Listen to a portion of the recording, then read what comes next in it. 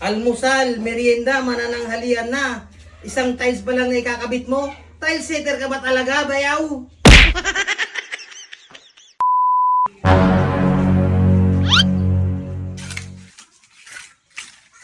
Ay, ano ba yan? Kanina pa siya dyan.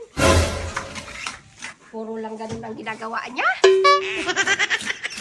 Hindi pa na siya natapos-tapos. Isang tiles pa lang ang nagagawa niya. Susumbong ko na nga siya kay Kukoy.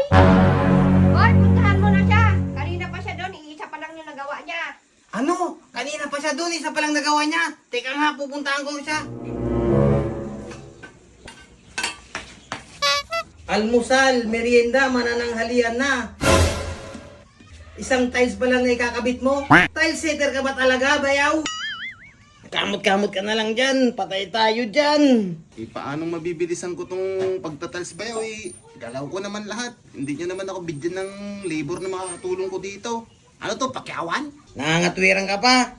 Ante, labas muna ako. Mag-iyosi lang ako.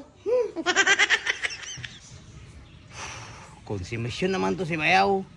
Dapat nanguha na ako ng magaling na tile setter. Si Uncle Seth to Pakiusapan ko nga, magaling na tile setter to Paring Seth! Bakit? Pwede ba kitang makausap?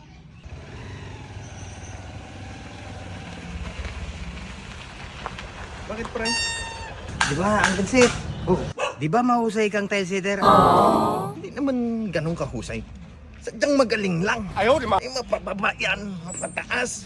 Kayang-kaya, basic lang yan. Bakit ba? Ano bang problema? Si bayaw Almusal, merienda, manananghalian na. Iisang tiles pa lang nakakabit niya. Ano bang pulutan? Grabe naman yun. Sino ba yan? Si bayaw mo? Bayaw ko, Jay. O anong gagawin natin ngayon? Punta mo nga, pakisilip muna siya. Ano ba yan? Nagmamadali pa naman ako. Sige, pero saglitin ko lang ha. Sige, salamat. Saglitin ko kung tama yung ginagawa. Salamat pala, Uncle Seth. Bayaw. Huminto ka muna, parang awa mo na. Nandito na yung pinakamagaling na tile setter sa San Agustin. Hindi naman sa buong San Agustin. Buong Castillejos. Kalahating araw. Isa pa lang nagagawa. Ha? Tabi ka dyan. Ikaw na dito. Ay, naku. Ito si bayaw mo.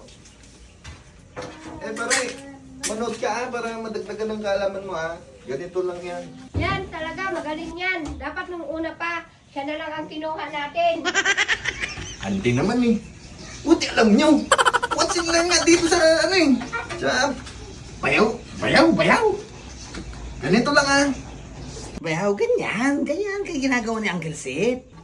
Oh, pag naganyan mo, ito yung pamukpok.